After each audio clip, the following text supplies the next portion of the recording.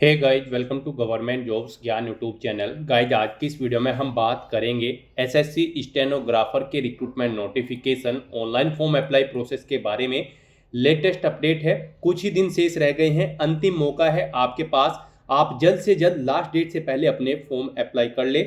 यहाँ पर कैसे आप staff selection commission SSC stenographer grade C और डी की 731 खाली पदों को भरने के लिए अपने फॉर्म अप्लाई करोगे बिना कोई मिस्टेक किए हुए, रजिस्ट्रेशन से लेकर प्रिंट तक। इसकी पूरी जानकारी हम आपको स्टेप बाय स्टेप इस वीडियो में देंगे।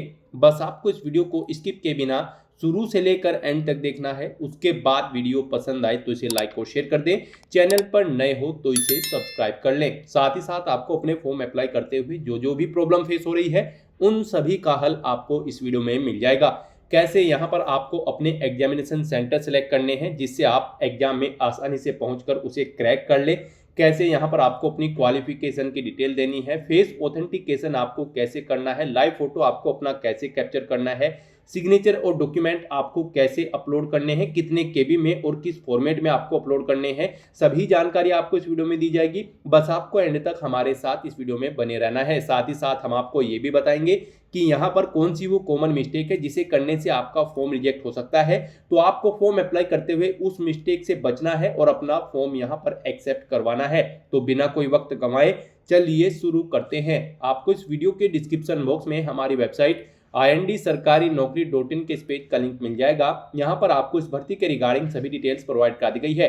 स्टाफ सिलेक्शन कमीशन एसएससी ने स्टेनोग्राफर ग्रेड सी और डी के 731 खाली पदों को भरने के लिए नोटिफिकेशन रिलीज कर रखा है। आप 15 मई 2026 तक अपने फॉर्म अप्लाई कर सकते हो। लेटेस्ट अपडेट है, कुछ ही समय शेष रह गया है, आप जल्द से जल्द अपने फॉर्म अप्लाई कर ले। यहाँ पर स्टेनोग्राफर ग्रेड सी के लिए 9,300 से 34,800 लेवल 2 के तहत आपको सैलरी दी जाएगी और ग्रेड डी को यहाँ पर लेवल 1 के तहत सैलरी प्रोवाइड कराई जाएगी। 12वीं पास कैंडिडेट अप्लाई कर सकते हैं।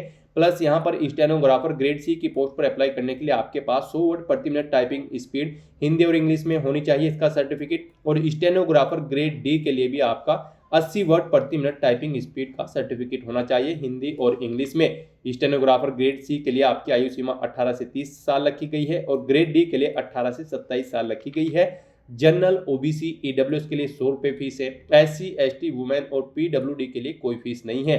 फीस का अमाउंट आप ऑनलाइन मोड से जमा करा सकते हो। सिलेक्शन आपका कंप्यूटर बेस्ड एग्जाम और स्किल टेस्ट के आधार पर होगा। आप ऑल इंडिया से ऑनलाइन मोड में अप्लाई कर सकते हो। उसके लिए आपको इस पेज को नीचे स्क्रॉल डाउन करना है, इंपॉर्टेंट लिंक सेक्शन में आना है, ऑफिशियल नोटिफिकेशन पीडीएफ लिंक पर क्लिक करके इस भर्ती के नोटिफिकेशन को ओपन कर लेना है और इसमें से आपको पूरी डिटेल रीड कर लेनी है।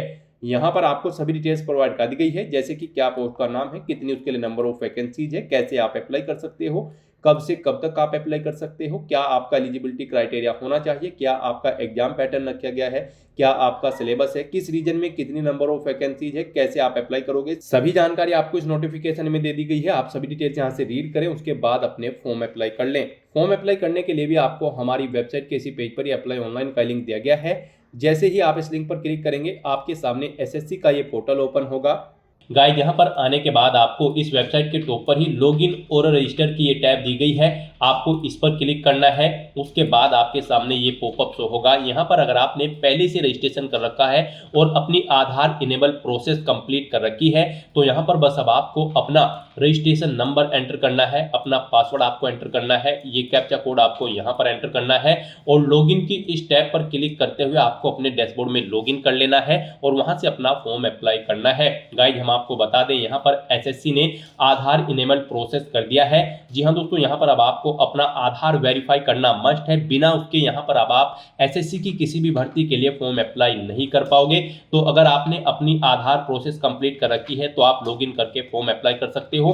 और अगर आप एसएससी की किसी भी भर्ती के लिए फर्स्ट टाइम अप्लाई करने जा रहे हो या फिर आप नए सिरे से रजिस्ट्रेशन करना चाहते हो तो यहाँ पर आपको न्यू यूजर रजिस्टर नाउ का ये लिंक दिया गया है। आपको रजिस्टर नाउ के इस लिंक पर क्लिक करना है। उसके बाद आपके सामने यहाँ पर रजिस्ट्रेशन का प्रोसेस स्टार्ट हो जाएगा। यहाँ से आप अपना एसएससी की वेबसाइट पर वन टाइम रजिस्ट्रेशन कर सकते हो। यहाँ पर आने के बाद हम आपको बता दें, आपको 4 स्टेप कंप्लीट करने हैं, आपका ओटीआर कंप्लीट हो जाएगा। सबसे पहले यहाँ पर आपको अपनी पर्सनल डिटेल देनी है, फिर आपको अपना पासवर्ड यहाँ पर क्रिएट करना है, अपनी एडिशनल डिटेल देनी है, उसमें आपको अपनी नेशनलिटी, एड्रेस और एजुकेशनल क्वालिफिकेशन की डिटेल डिटेल देनी होगी। फिर यहाँ पर आपको अपनी डिटेल्स को डिक्लेयर करते हुए अपना रजिस्ट्रेशन कंप्लीट कर लेना है। तो इन 4 स्टेप्स को कंप्लीट करते हुए यहाँ पर आपको अपना OTR कंप्लीट करना है। उसके लिए यहाँ पर अब आपको कंटिन्यू की स्टेप पर क्लिक कर देना है। जैसे ही आप स्टेप पर क्लिक करेंगे आपके सामने यहाँ पर रजिस्ट्रेशन का फॉर्म स्टार्ट हो जाएगा। यहाँ पर अब आपको सबसे पहले अपनी पर्सनल डिटेल देनी है। इसमें यहाँ पर सबसे पहले आपको ऑप्शन दिया गया है क्या आपके पास यहाँ पर आधार कार्ड है। यहाँ पर SSC ने अब भर्तियों के लिए आधार कार्ड मस्ट कर दिया गया है। आधार प्रोसेस आपको इनेबल कर लेनी है। तो अगर आपके पास आधार है तो आप यस ऑप्शन सेलेक्ट करेंगे। और गाइस यहाँ पर अगर आपके पास आधार नहीं है उसके लिए भी ऑप्शन है। अगर यहाँ पर आपके पास आधार नहीं है तो आप नो ऑप्शन सेलेक्ट करेंगे। फिर यहाँ पर आपको अपने कुछ डॉक्यूमेंट्स अपलोड करने होंगे, जैसे कि यहाँ पर आपको अपना नेम प्रूफ डॉक्यूमेंट अपलोड करना होगा। उसमें आपको अपना Aadhaar card, voter ID card, PAN card, driving licence, government ID card या फिर गवर्नमेंट सर्विस आइडेंटिटी कार्ड आपको अपलोड करना होगा, या फिर आपका पेंशन कोई डॉक्यूमेंट, पेंशन डॉक्यूमेंट भी आप अपलोड कर सकते हैं। आप चूज फाइल बटन पर क्लिक करें, फाइल को सिलेक्ट करें और इनमें से कोई भी डॉक्यूमेंट आप अपना अपलोड कर दें। उसके बाद यहाँ पर आपको अपना date of birth proof certificate upload करना है। इसमें आपका बर्थ सर्टिफिकेट हो सकता है, स्कूल लिविंग सर्टिफिकेट हो सकता है, certificate of date of issued by gazetted officer, या फिर आधार कार्ड यहाँ पर आपको अपलोड करना है चूज फाइल के ऑप्शन पर क्लिक करते हुए। उसके बाद यहाँ पर आपको अपना एड्रेस प्रूफ अपलोड करना होगा। यहाँ पर ये डॉक्यूमेंट आपको उन केस में अपलोड करने हैं अगर आपके पास आधार नहीं है। एड्रेस प्रूफ में आपको अपना आधार कार्ड या फिर वोटर ID कार्ड या फिर ड्राइविंग लाइसेंस या फिर बैंक की स्टेटमेंट यहाँ पर आपको अपलोड कर देनी है, या फिर रेंट का एग्रीमेंट या फिर इनकम टैक्स असेसमेंट ऑर्डर यहाँ पर आप अपलोड कर सकते हैं चूज फाइल के इस बटन पर क्लिक करते हुए। उसके बाद यहाँ पर आपको अपना फोटो अपलोड करना है चूज फाइल के बटन पर क्लिक करते हुए। फिर यहाँ पर आपको अपना जेंडर प्रूफ अपलोड करना है। जेंडर प्रूफ में आपका आधार कार्ड हो सकता है, वोटर ID कार्ड हो सकता है, बर्थ सर्टिफिकेट हो सकती है, या फिर आपका स्कूल लिविंग सर्टिफिकेट हो सकता है। यहाँ पर अगर आपके पास आधार नहीं है तो आपको इन सारे डॉक्यूमेंट्स को यहाँ पर अपलोड करना होगा।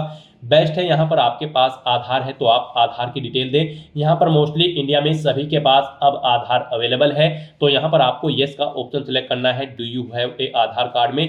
और उसके बाद यहाँ पर गाइड आपको अपना आधार नंबर यहाँ पर एंटर करना है। वही नंबर एक बार फिर से आपको एंटर करके उसे वेरीफाई कर लेना है। फिर यहाँ पर आपको अपने आधार को प्रमाणित करने के लिए डिटेल्स यहाँ पर रीड कर लेनी है। हिंदी में अगर आप इसे रीड करना चाहते हैं तो स्विच टू हिंदी के ऑप्शन पर क्लिक करें और हिंदी में आप इसे रीड कर लें। और अगर आप सुनना चाहते हैं तो यहाँ पर आपको स्पीकर के इस ऑप्शन पर क्लिक करना है और इस डिटेल को सुन लेना है। और उसके बाद गाइड यहाँ पर आपको इस चेकबॉक्स को ओके करना है और फिर यहाँ पर आपको सेंड OTP के इस ऑप्शन पर क्लिक कर देना है। फिर आपके रजिस्टर्ड मोबाइल नंबर पर जिससे आपका आधार लिंक है उस पर एक OTP आएगा, वो OTP आपको यहाँ पर एंटर करना है। और फिर गाइज आपको वेरीफाई OTP के ऑप्शन पर क्लिक करके अपना आधार वेरीफाई कर लेना है। फिर आपके सामने यहाँ पर शो हो जाएगा आपका आधार सक्सेसफुली वेरीफाइड हो चुका है। ग्रीन कलर में आपको वेरीफाइड का ऑप्शन यहाँ पर मिल जाएगा। उसके बाद गाइस यहाँ पर आपको अपना नाम एंटर करना है अपनी 10वीं की मार्कशीट के अकॉर्डिंग। फिर आपको वही नाम एक बार फिर से एंटर करके वेरीफाई कर लेना है। फिर आपसे पूछा गया है कि क्या आपने कभी अपना नाम चेंज किया है। अगर किया है तो आप यहाँ पर यस ऑप्शन सेलेक्ट करें और फिर वो चेंज नेम यहाँ पर आप एंटर करें। फिर उसे एक बार फिर से एंटर करके वेरीफाई कर लें। और अगर आपने अपना नाम कभी चेंज नहीं किया है तो यहाँ पर आपको नो ऑप्शन ही सिलेक्ट रहने देना है। उसके बाद यहाँ पर आपको अपना जेंडर सिलेक्ट करना है, आप मेल हो, फीमेल हो या फिर ट्रांसजेंडर, आप अपने अकॉर्डिंग ऑप्शन सेलेक्ट करें। दोबारा से अपना जेंडर सेलेक्ट करके उसे वेरीफाई कर लें। फिर यहाँ पर आपको अपनी डेट ऑफ बर्थ सेलेक्ट कर लेनी है इस कैलेंडर में से। यहाँ पर आपको अपनी ये डेट ऑफ बर्थ अपनी 10वीं की मार्कशीट के अकॉर्डिंग सेलेक्ट करनी है। वही डेट ऑफ बर्थ आपको एक बार फिर से सिलेक्ट कर लेनी है कैलेंडर में से वेरिफिकेशन के लिए। फिर यहाँ पर आपको अपने फादर का नाम एंटर करना है। उसके बाद यहाँ पर आपको अपने फादर का नाम एक बार फिर से एंटर करके उसे कंफर्म कर लेना है। फिर आप अपनी मदर का नाम एंटर करें, अपनी मदर का नाम एक बार फिर से एंटर करके उसे कंफर्म कर ले। आपके फादर और मदर का नेम भी आपकी 10वीं की मार्कशीट के अकॉर्डिंग होना चाहिए और इनके नाम से पहले मिस्टर, मिसिस, श्रीमती, लेट या फिर डॉक्टर नहीं लगाना है आपको। उसके बाद यहाँ पर आपको अपना 10वीं क्लास का एजुकेशन बोर्ड सेलेक्ट करना है, किस बोर्ड से आपने यहाँ पर अपनी 10वीं क्लास पास आउट की है। उसके बाद यहाँ पर आपको उसे दोबारा से सिलेक्ट करके कंफर्म कर लेना है जिस बोर्ड से आपने अपनी 10वीं क्लास यहाँ पर पास आउट की है। उसके बाद गाइस यहाँ पर आपको अपनी 10वीं क्लास का रोल नंबर देना है, एक बार फिर से उसे एंटर करके कंफर्म कर लेना है। फिर पासिंग ईयर आपको सिलेक्ट कर लेना है, किस ईयर में आपने अपनी 10वीं क्लास पास आउट की है। हाईएस्ट क्वालिफिकेशन क्या है आपकी, 10वीं, 12वीं, ग्रेजुएशन, पोस्ट ग्रेजुएशन, आप अपने अकॉर्डिंग यहाँ पर ऑप्शन सेलेक्ट करें। फिर यहाँ पर आप दोबारा से अपनी हायर क्वालिफिकेशन सेलेक्ट करें। उसके बाद यहाँ पर आपको अपना मोबाइल नंबर और ईमेल आईडी एंटर करनी है और इन्हें यहाँ पर आपको वेरीफाई कर लेना है। इनके सामने आपको सेंड ओटीपी का ऑप्शन दिया गया है, आप सेंड ओटीपी के ऑप्शन पर क्लिक करें। उसके बाद आपके रजिस्टर्ड मोबाइल नंबर और ईमेल आईडी पर ओटीपी आएंगे। वो ओटीपी आप यहाँ पर एंटर करके अपने मोबाइल नंबर और ईमेल आईडी को वेरीफाई कर लें और उसके बाद गाइस यहाँ पर आप सेव एंड नेक्स्ट के इस ऑप्शन पर क्लिक कर दें। इस तरह से यहाँ पर आपकी पर्सनल डिटेल सक्सेसफुली सेव हो जाएगी। उसके बाद यहाँ पर आपको एक रजिस्ट्रेशन नंबर प्रोवाइड करा दिया गया है। यह रजिस्ट्रेशन नंबर आपको केयरफुली नोट डाउन करके रख लेना है फ्यूचर यूज के लिए। यह रजिस्ट्रेशन नंबर आपकी रजिस्टर्ड मोबाइल नंबर और ईमेल आईडी पर भी सबमिट कर दिया गया है, तो आप इसे केयरफुली नोट डाउन करके रखें फ्यूचर यूज के लिए। और यहाँ पर अब आपको कंटिन्यू के इस ऑप्शन पर क्लिक कर देना है। नेक्स्ट आपके सामने कुछ इस तरह से इंटरफेस ओपन होगा। अब यहाँ पर आपको जो रजिस्ट्रेशन नंबर मिला है वो रजिस्ट्रेशन नंबर आपको एंटर करना है। उस रजिस्ट्रेशन नंबर के साथ साथ ही आपकी ईमेल आईडी और मोबाइल नंबर पर एक पासवर्ड भी आया होगा, वो पासवर्ड यहाँ पर आपको एंटर करना है। उसके बाद आपको ये कैप्चा कोड यहाँ पर एंटर करना है और फिर गाइस यहाँ पर आपको साइन इन के इस ऑप्शन पर क्लिक कर देना है। नेक्स्ट यहाँ पर आपको अपना पासवर्ड चेंज करना है। यहाँ पर अब आपको सबसे पहले अपना ओल्ड पासवर्ड एंटर करना है, वो वाला पासवर्ड जो आपके रजिस्टर्ड मोबाइल नंबर और ईमेल आईडी पर आया है आपके रजिस्ट्रेशन नंबर के साथ। और उसके बाद यहाँ पर आपको अपना नया पासवर्ड क्रिएट करना है। यहाँ पर इस पासवर्ड को क्रिएट करने के लिए आपको गाइडलाइन दी गई है। आपका पासवर्ड कम से कम 8 कैरेक्टर का होना चाहिए और ये अल्फा न्यूमेरिक फॉर्मेट में होना चाहिए। मींस आपके पासवर्ड में कम से कम एक अपर केस कैरेक्टर, एक लोअर केस कैरेक्टर, एक इंटीजर नंबर, एक स्पेशल कैरेक्टर जैसे कि @ या फिर $ होना चाहिए। तो इस फॉर्मेट में यहाँ पर आपको अपना पासवर्ड क्रिएट करना है। वही पासवर्ड आपको कंफर्म पासवर्ड फील्ड में एंटर करना है। उसके बाद यहाँ पर आपको एक सिक्योरिटी क्वेश्चन सेलेक्ट करना है। यहाँ पर आप कोई भी सिक्योरिटी क्वेश्चन सेलेक्ट करें, उसका आंसर दें। फिर यहाँ पर आप दूसरा सिक्योरिटी क्वेश्चन सेलेक्ट करें और फिर उसका आंसर यहाँ पर आप दें। और उसके बाद गाइस यहाँ पर आप सेव एंड नेक्स्ट के इस ऑप्शन पर क्लिक कर दें। इस तरह से यहाँ पर आपका पासवर्ड चेंज हो जाएगा। फिर आपके सामने कुछ इस तरह से इंटरफेस ओपन होगा। अब यहाँ पर आपको दोबारा से अपना रजिस्ट्रेशन नंबर एंटर करना है, अपना पासवर्ड आपको एंटर करना है। नया पासवर्ड जो आपने चेंज किया है वो पासवर्ड यहाँ पर आपको एंटर करना है। ये कैप्चा कोड आपको यहाँ पर एंटर करना है और उसके बाद गाइस आपको लॉगिन के इस ऑप्शन पर क्लिक कर देना है। लॉगिन करने के बाद अब यहाँ पर आपको अपनी एडिशनल डिटेल्स प्रोवाइड करानी है। सबसे पहले यहाँ पर आपको अपनी कैटेगरी सिलेक्ट कर लेनी है, किस कैटेगरी से आप बिलोंग करते हैं। फिर यहाँ पर आपको अपनी कैटेगरी दोबारा से सिलेक्ट करके उसे वेरीफाई कर लेना है। फिर आपको अपनी नेशनलिटी यहाँ पर सिलेक्ट कर लेनी है। यहाँ पर सिटीजन ऑफ इंडिया अगर आप इंडिया से हैं। उसके बाद अगर आप नेपाल, भूटान या फिर टाइबेटियन हैं तो यहाँ पर आप अपने अकॉर्डिंग ऑप्शन सेलेक्ट करें। यहाँ पर अगर आप अदर कंट्री से हैं तो फिर यहाँ पर आपको अपनी नेशनलिटी की डिटेल देनी है। और अगर आप इंडिया से हैं तो यहाँ पर आप इंडिया सेलेक्ट करें, फिर आपको ये डिटेल नहीं देनी है। उसके बाद यहाँ पर आपसे पूछा गया है कि क्या आपकी बॉडी पर कहीं कोई कट या तिल का निशान है, तो उस पैलेस का नाम यहाँ पर आप एंटर करें। नहीं है तो यहाँ पर आप नो मार्क एंटर कर दें। उसके बाद आपसे पूछा गया है कि क्या आप PWBD कैंडिडेट हैं, अगर हैं तो यहाँ पर आप यस ऑप्शन सेलेक्ट करें और फिर अपनी डिसेबिलिटी का टाइप सेलेक्ट करें और फिर यहाँ पर आपको अपना डिसेबिलिटी सर्टिफिकेट नंबर देना होगा अगर आप PWBD कैंडिडेट हैं। और अगर नहीं है तो यहाँ पर आप नो ऑप्शन सेलेक्ट करें, आगे की डिटेल आपको डिसेबल कर दी जाएगी। उसके बाद यहाँ पर आपको अपना परमानेंट एड्रेस एंटर करना है। फिर यहाँ पर आपको अपना परजेंट एड्रेस एंटर करना है और अगर आपका परजेंट एड्रेस आपके परमानेंट एड्रेस के अकॉर्डिंग सेम है तो यहाँ पर आप यस के इस ऑप्शन पर क्लिक करेंगे, ऑटोमेटिकली आपका परजेंट एड्रेस आपके परमानेंट एड्रेस के अकॉर्डिंग फिल हो जाएगा। उसके बाद यहाँ पर गाइस आपको सेव एंड नेक्स्ट के इस ऑप्शन पर क्लिक कर देना है। आपकी एडिशनल डिटेल सक्सेसफुली सेव करने के बाद आपको डिक्लेरेशन सेक्शन में रिडायरेक्ट कर दिया जाएगा। यहाँ पर आने के बाद आप अपने रजिस्ट्रेशन फॉर्म का प्रीव्यू भी चेकआउट कर सकते हो। आप प्रीव्यू OTR के ऑप्शन पर क्लिक करें और अपने रजिस्ट्रेशन फॉर्म का प्रीव्यू चेकआउट कर लें और उसका प्रिंट आउट भी आप ले सकते हो। और फिर यहाँ पर अब गाइज आपको आई एग्री के चेकबॉक्स को ओके करना है और उसके बाद आपको डिक्लेयर के ऑप्शन पर क्लिक कर देना है।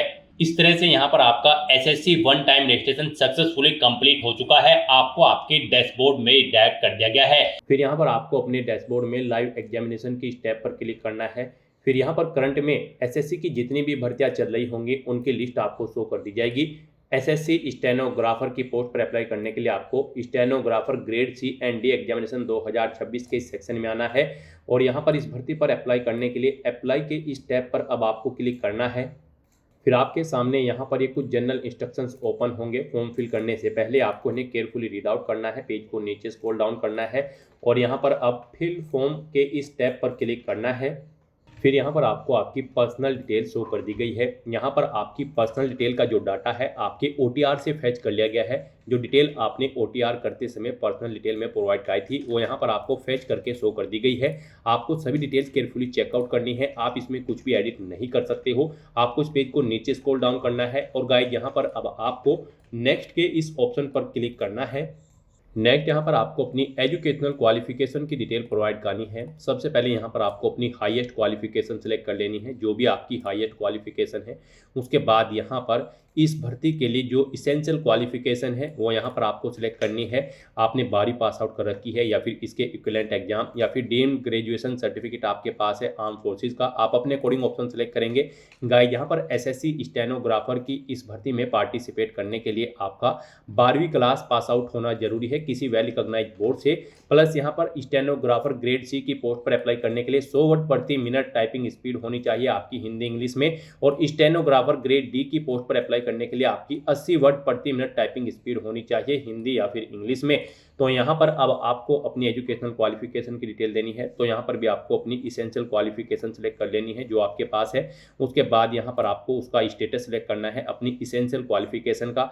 आपने यहाँ पर ये पास आउट कर ली है या फिर आप फाइनल ईयर में एप्टेड हो। फाइनल ईयर एप्टेड कैंडिडेट भी एलिजिबल हैं, अप्लाई कर सकते हैं। आप अपने अकॉर्डिंग स्टेटस सेलेक्ट करेंगे, पासिंग ईयर आप सेलेक्ट करेंगे कब आपने पास आउट की है। उसके बाद गाइड यहाँ पर आपको ये स्टेट सेलेक्ट करना है, किस स्टेट से आपने इसे पास आउट किया है। उसके बाद यहाँ पर आपको उसका रोल नंबर एंटर कर देना है अपनी इसेंशियल क्वालिफिकेशन का, जैसे कि 12वीं या फिर सर्टिफिकेट जो भी आपके पास है उसका रोल नंबर यहाँ पर आपको एंटर करना है। फिर यहाँ पर आपके जो मार्क्स है वो परसेंटेज में है या फिर CGPA में है, जिसमें भी है वो यहाँ पर आप एंटर करेंगे।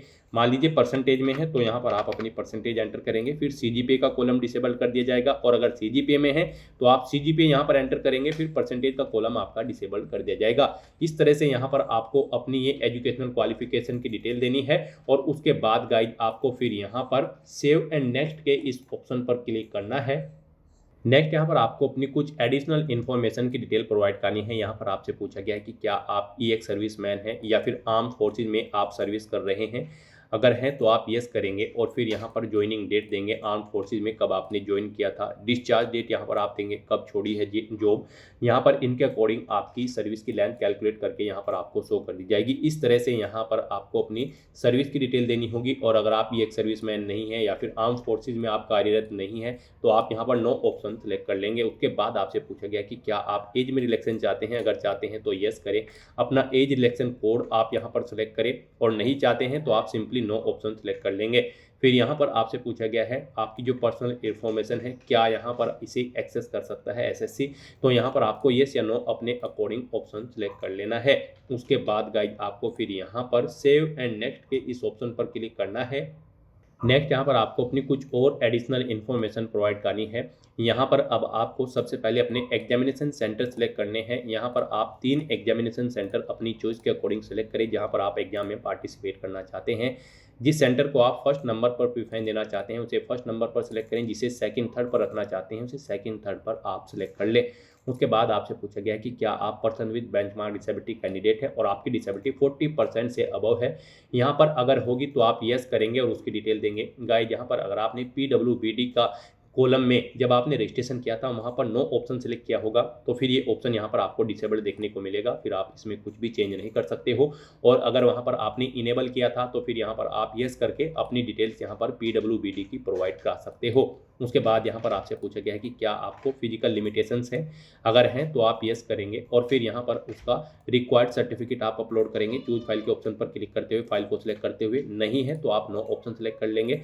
फिर यहाँ पर आपको कुछ चीज़ें डिसेबल्ड मिलेंगे, कुछ ऑप्शंस जो आपने रजिस्ट्रेशन टाइम पे नो ऑप्शन सेलेक्ट किए थे वो यहाँ पर आपको डिसेबल्ड मिलेंगे। उसके बाद यहाँ पर आपको बताना है आपका जो कंप्यूटर बेस्ड एग्जाम है और स्किल टेस्ट है वो आप किस लैंग्वेज में चाहते हैं, इंग्लिश या फिर हिंदी में। यहाँ पर स्टेनोग्राफर की पोस्ट पर आपके 2 एग्जाम कंडक्ट होंगे, एक कंप्यूटर बेस्ड एग्जाम होगा और उसके बाद एक स्किल टेस्ट होगा। तो आप इसे किस लैंग्वेज में देना चाहते हैं वो लैंग्वेज आप सेलेक्ट कर लें, उसे एक बार फिर से सिलेक्ट करके वेरीफाई कर लें। फिर यहाँ पर आपको पोस्ट सेलेक्ट करनी है। आप स्टेनोग्राफर ग्रेड सी की पोस्ट के लिए अप्लाई करना चाहते हैं या फिर डी की, या फिर आप दोनों के लिए अप्लाई करना चाहते हैं। आप अपने अकॉर्डिंग ऑप्शन सेलेक्ट कर ले, उसे एक बार फिर से सिलेक्ट करके यहाँ पर वेरीफाई कर ले। इस तरह से अपनी एडिशनल इन्फॉर्मेशन प्रोवाइड करने के बाद गाइज फिर आपको यहाँ पर सेव एंड नेक्स्ट के इस ऑप्शन पर क्लिक करना है। नेक्स्ट यहाँ पर आपको अपना फेस ऑथेंटिकेशन करना है, अपना लाइव फोटो आपको कैप्चर करना है और अपने सिग्नेचर यहाँ पर आपको अपलोड कर देने हैं। इस सेक्शन को कंप्लीट करने के लिए आपको अपना मोबाइल फ़ोन यूज़ करना होगा। आप अपने गूगल प्ले स्टोर पर जाएं मोबाइल फ़ोन पर और फिर वहां पर आप माई एसएससी का ऐप डाउनलोड कर लें और उसे फिर आप इंस्टॉल कर लें। उसे इंस्टॉल करने के बाद गाइज आपको यहां पर अपनी एक और ऐप इंस्टॉल करनी होगी अपने मोबाइल फ़ोन पर ही। जी हाँ दोस्तों, आपको अपने मोबाइल फ़ोन के गूगल प्ले स्टोर में आधार फेस आरडी का ये ऐप भी इंस्टॉल कर लेना है। डाउनलोड करने के बाद अपने मोबाइल फ़ोन में माई एसएससी ऐप इंस्टॉल करने के बाद फिर आपको उसे ओपन करना है। उसके बाद आपके सामने यहाँ पर कुछ इस तरह से इंटरफेस ओपन होगा। यहाँ पर आने के बाद गाइज आपको लॉगिन/रजिस्टर की इस टैब पर क्लिक कर देना है। उसके बाद आपके सामने यहाँ पर लॉगिन का पॉपअप ओपन हो जाएगा। अब यहाँ पर आने के बाद आपको अपना यूजर नेम एंटर करना है और उसके बाद आपको अपना पासवर्ड एंटर करना है। आपको ये यूजर नेम और पासवर्ड वही एंटर करना है जो आपने एसएससी की वेबसाइट पर वन टाइम रजिस्ट्रेशन करते हुए क्रिएट किया था। उसके बाद आपको ये कैप्चा कोड यहाँ पर एंटर करना है और फिर गाइज आपको लॉगिन की इस टैब पर क्लिक करते हुए अपने डैशबोर्ड में लॉगिन कर लेना है।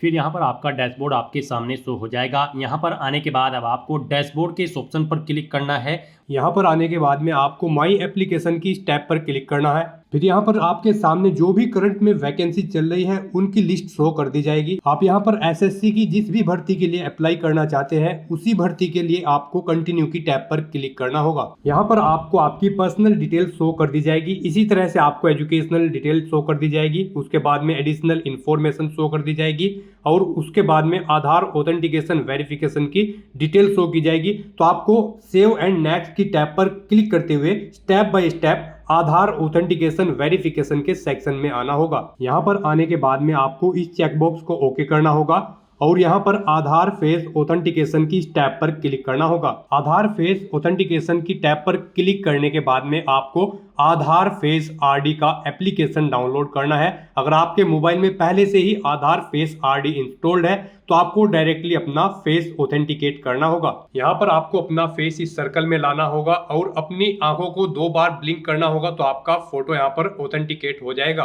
उसके बाद में आपको यहाँ पर सेव एंड नेक्स्ट की इस टैब पर क्लिक करना होगा। फिर यहाँ पर आपको अपना लाइव फोटो कैप्चर करना है और अपने सिग्नेचर अपलोड करने हैं। ये आप अपने मोबाइल फोन से भी कर सकते हैं या फिर आप अपने कंप्यूटर से भी इन्हें कंप्लीट कर सकते हैं। उसके लिए आपको सभी इंस्ट्रक्शंस यहाँ पर दिए गए हैं। जिस स्थान पर आप अपना फोटो कैप्चर करेंगे वहां पर प्रॉपर वे में लाइट होनी चाहिए और प्लेन बैकग्राउंड आपका होना चाहिए और आपकी आंखें कैमरे की तरफ होनी चाहिए। बिल्कुल सीधा आपको देखना है कैमरे की तरफ और यहाँ पर रेड कलर का जो रेक्टेंगल होगा उसमें पूरा फेस आपका कवर्ड होना चाहिए।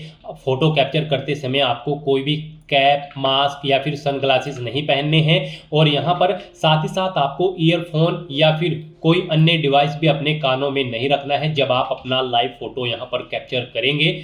और उसके बाद में आपको कैप्चर लाइव फोटो की टैब पर क्लिक करते हुए अपना फोटो लाइव कैप्चर कर लेना होगा। लाइव फोटो कैप्चर करने के लिए आपको अपना फेस इस सर्कल के अंतर्गत लाना होगा।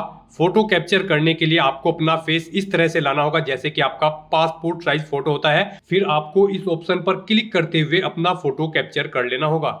फिर यहाँ पर आपको अपने सिग्नेचर अपलोड करने होंगे। सिग्नेचर आपके 10 KB से 20 KB के बीच में होने चाहिए। JPEG या फिर JPG फॉर्मेट में आपके सिग्नेचर होने चाहिए। डायमेंशन उनकी 6.0 सेंटीमीटर उनकी विड्थ और 2.0 सेंटीमीटर उनकी हाइट होनी चाहिए। रेजुलेशन 300 DPI होना चाहिए। सिग्नेचर के लिए आपको गाइडलाइन भी दी गई है। आप यहाँ पर क्लिक हियर टू रीड के इस लिंक पर क्लिक करें और यहाँ पर आपके सामने ये PDF ओपन हो जाएगी। इसमें आप चेकआउट कर सकते हो कि किस तरह से आपके सिग्नेचर होने चाहिए। यहाँ पर एक बॉक्स के अंदर आपके सिग्नेचर होने चाहिए। कुछ इस तरह से यहाँ पर आपके सिग्नेचर एक्सेप्टेबल होंगे। गाइस इस फॉर्मेट में आपके सिग्नेचर एक्सेप्टेबल होंगे और इन फॉर्मेट्स में आपके सिग्नेचर यहाँ पर एक्सेप्टेबल नहीं होंगे। आपको इन्हें केयरफुली चेकआउट कर लेना है। एग्जांपल्स आपको यहाँ पर दिए गए हैं, इनके अकॉर्डिंग आपको अपने सिग्नेचर करने हैं। सिग्नेचर अपलोड करने के लिए आपको अपलोड योर सिग्नेचर की टैब पर क्लिक करना होगा। इस टैब पर आप क्लिक करें, अपनी फाइल को सिलेक्ट करें और यहाँ पर अपना सिग्नेचर अपलोड कर दें। उसके बाद में यहाँ पर आपको सेव एंड नेक्स्ट की इस टैब पर क्लिक करना होगा। तो दोस्तों इस तरह से आपका आधार ऑथेंटिकेशन वेरिफिकेशन कंप्लीट हो जाएगा, आपका लाइव फोटो कैप्चर हो जाएगा और आपके सिग्नेचर भी अपलोड हो जाएंगे। नेक्स्ट यहाँ पर आपको आपके एप्लीकेशन फॉर्म का पूरा प्रीव्यू शो कर दिया गया है। पीछे अब तक आपने जो डिटेल प्रोवाइड कराई है उनका प्रीव्यू आपको शो कर दिया गया है। आपको सभी डिटेल्स केयरफुली चेकआउट करनी है। इस पेज को नीचे स्क्रॉल डाउन करना है। कहीं पर कोई मिस्टेक है तो आप गो बैक के ऑप्शन पर क्लिक करते हुए यहाँ पर एडिट कर सकते हो। और अगर सभी चीज़ें ओके हैं तो गाइज बस अब आपको सेव एंड नेक्स्ट के इस ऑप्शन पर क्लिक करना है। फिर आपके सामने डिक्लेरेशन का ये सेक्शन ओपन होगा। आपको इन डिटेल्स को रीड आउट कर लेना है। आई एग्री के इस चेकबॉक्स को ओके करना है। उसके बाद आपको ये कैप्चा कोड गाइज यहाँ पर एंटर करना है और फिर सबमिट के इस ऑप्शन पर क्लिक करना है। इस तरह से यहाँ पर आपका एप्लीकेशन फॉर्म सक्सेसफुली सबमिट हो चुका है। गाइज यहाँ पर अगर आप अनरिजर्व कैटेगरी से बिलोंग करते हैं तो पहले आपको 100 रुपये एप्लीकेशन फीस के रूप में जमा कराने होंगे। उसके बाद आपका फॉर्म सबमिट होगा। यहाँ पर अब आपको गाइज प्रिंट एप्लीकेशन के इस ऑप्शन पर क्लिक करते हुए अपने एप्लीकेशन फॉर्म का एक हार्ड कॉपी या फिर सॉफ्ट कॉपी प्रिंट आउट ले लेना है, फ्यूचर यूज के लिए, फ्यूचर रेफरेंस के लिए। यहाँ पर आपका फॉर्म तो सबमिट हो चुका है, लेकिन इसका कंटेंट वेरिफिकेशन अभी पेंडिंग है, जो कि एसएससी की तरफ से किया जाएगा और उसके बाद आपको आपके एप्लीकेशन फॉर्म का स्टेटस शो कर दिया जाएगा। तो दोस्तों ऐसे आप एसएससी स्टेनोग्राफर ग्रेड सी और डी की इस भर्ती के लिए अपने फॉर्म अप्लाई कर सकते हो बिना कोई मिस्टेक किए हुए। आज की इस वीडियो में बस इतना ही। आई होप ये वीडियो आपको पसंद आई होगी। अगर पसंद आई हो तो इसे लाइक और शेयर करें। चैनल पर नए हो तो इसे सब्सक्राइब कर लें। Thanks for watching.